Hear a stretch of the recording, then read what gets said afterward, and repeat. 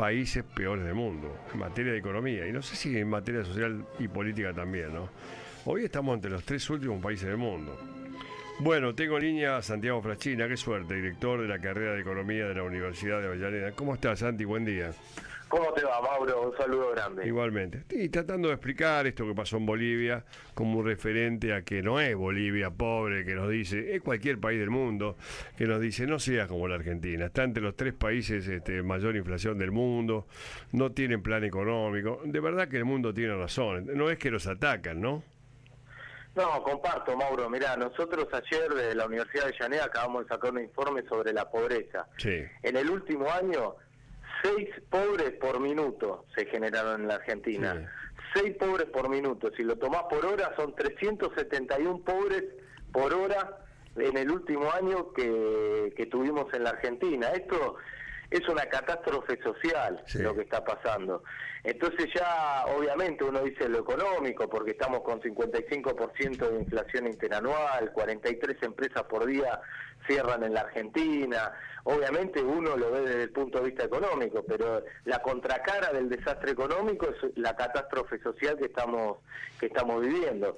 La inflación en términos de alimentos, la verdad que eso es tremendo. En el último año los alimentos aumentaron un 60% y el salario mínimo un 31%, con lo cual los alimentos más que casi duplicaron el aumento del salario mínimo y vital y eso es una de las explicaciones centrales del aumento de la pobreza en la Argentina.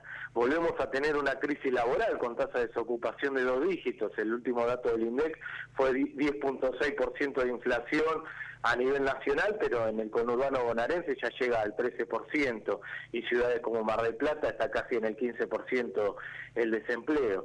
Con lo cual sí, la Argentina, y todos los datos que vos saques de economía, inclusive lo que nosotros no lo vemos, digo, el tremendo endeudamiento externo, en el mandato del gobierno de Macri nos endeudaron en casi 200.000 millones de dólares, con 50.000 millones de dólares con el Fondo Monetario Internacional, y gran parte de eso fue para financiar la fuga de capitales, que fue de 80.000 millones de dólares. En el gobierno de Macri se fugaron 16 YPF, nosotros YPF lo compramos en 5.000 millones de dólares, y en estos 3 años y medio se fugaron 80.000 millones de dólares, con lo cual es como vos decís, es un desastre económico que, bueno, hay que ver cómo se reconstruye todo eso.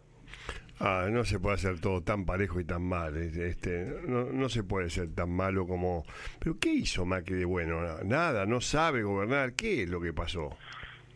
Yo creo que hay 2 cosas, Mauro. Una cuestión de, me parece, negocios económicos, sobre todo en algunas cuestiones, como por ejemplo, me acuerdo del tema Aranguren con el tema petrolero, los bancos también. Gran parte del equipo económico de Mauricio Macri eran funcionarios del JP Morgan, de los grandes bancos, con lo cual también ahí me imagino que la instauración de un negocio financiero como fue la bicicleta financiera tiene que ver con eso. Entonces me imagino que habrá nichos de negocio, que las energéticas, claramente.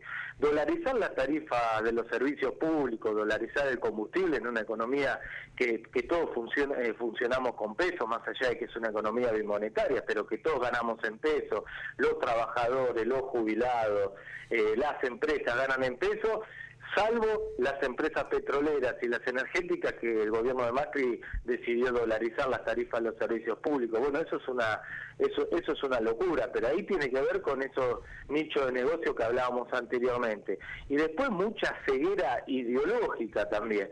Digo, desregular el mercado cambiario y financiero en un país bimonetario como la Argentina es una locura, te iba a llevar a este desastre. Pensar que la inflación es un fenómeno monetario, como sostenía Federico Sturzenegger, también es una ceguera ideológica clara. Digo, Federico Sturzenegger con las mesas de inflación en el año 2016 nos había prometido una inflación acumulada para los 4 años del gobierno de Macri del 74%. Vamos a terminar con una inflación acumulada en el gobierno de Macri del 300%. Para este año, cuando Federico Sturzenegger lanzó la meta de inflación, había dicho que este año la inflación acumulada iba a ser del 5% y va a ser del 55%, es decir, le pifió por 50 puntos porcentuales la inflación para este año, y eso tiene que ver con una ceguera, pensar que la inflación en la Argentina es un fenómeno puramente monetario, y así fue como empezó a subir la tasa de interés de las LEVAC en el 2016, creando ese fenomenal negocio financiero, pero pensando que con eso iba a sacar peso de circulación de la economía y la inflación se iba a desplomar, y hoy la verdad que han duplicado la inflación en comparación al 2015, cuando la inflación había sido del 25% y está siendo del 55% con esa concepción monetaria. Los números los números son aterradores, todos malos, ¿no? Todos. No, sí. Todo. Ha caído todo, ha marcado todo. Ahora, ¿cuánto va a llevar salir de esto? Bueno, yo creo que hay una parte que se puede hacer rápidamente. Mira, vos tenés el 50% hoy de las máquinas de la industria que están paradas, que están sin funcionar. Sí. Que en algún momento el sector industrial invirtió, tiene las máquinas, compró la tecnología, pero como hoy no venden, no las utilizan para producir. Y por el otro lado tenés una gran cantidad de desocupación de trabajadores.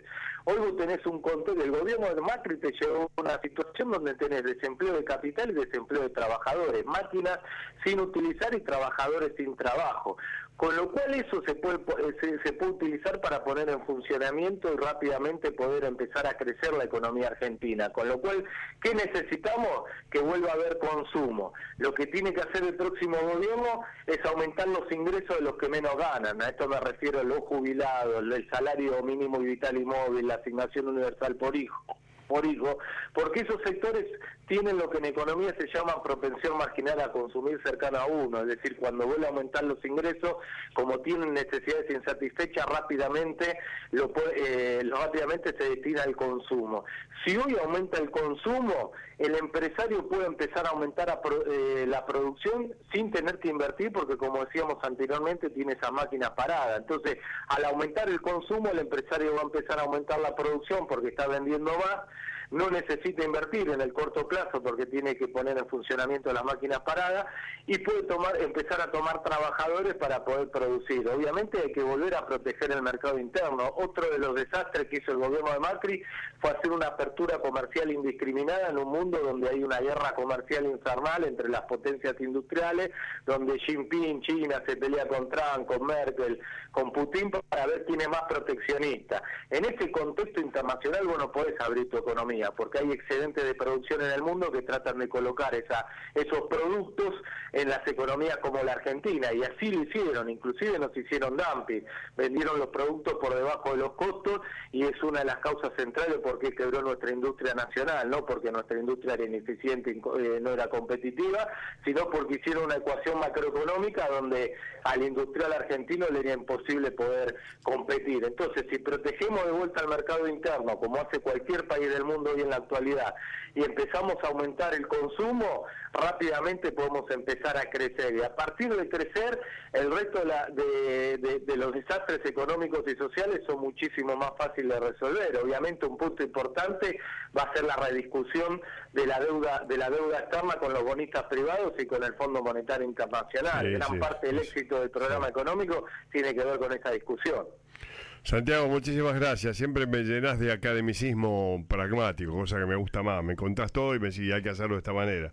Gracias. Bueno, gracias Mauricio. Un abrazo, querido. Igualmente. Santiago Fraschina es un economista de primera línea. Me encanta hablar con él. La familia